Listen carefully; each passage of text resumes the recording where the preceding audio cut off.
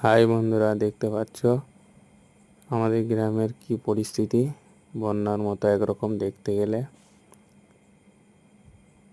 মঙ্গলকোট, পূর্ব বর্ধমান, শিমুলিয়া গ্রাম। দেখে নাও, এখন বাজে রাত 2:45। প্রচণ্ড বৃষ্টি হয়েছে, বৃষ্টির কারণে সব জল দাঁড়িয়ে গেছে।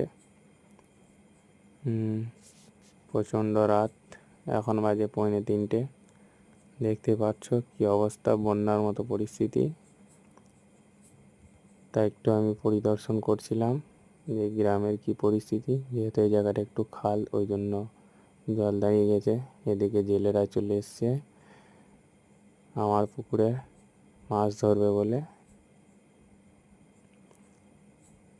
আর তারপরে নিয়ে যাব পুকুরে জেলেদেরকে জাল টানতে।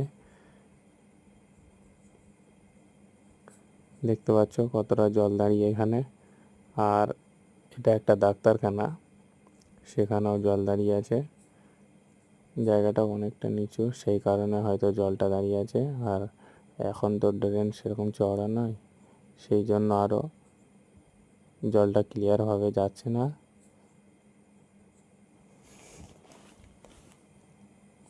এখন নিয়ে যাই, সঙ্গে থাকো।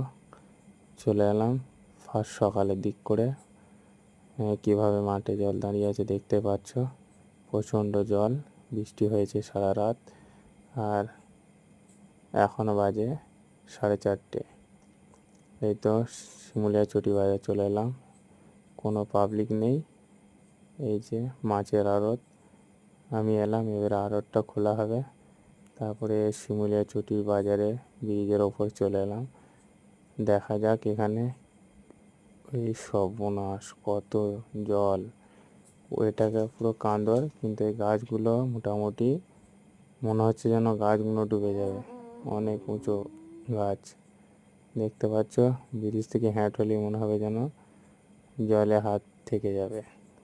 এত বড় বড় তাল গাছ, এত বড় বড় গাছ সব ডুবে গেছে। আর এই সাইডটা একটু ঘুরে দেখাই কি অবস্থা, ভয়ানক অবস্থা। এদিকেও দেখে নাও, এটা পুরনো ব্রিজ, এদিকে বাস চলাচল করে না।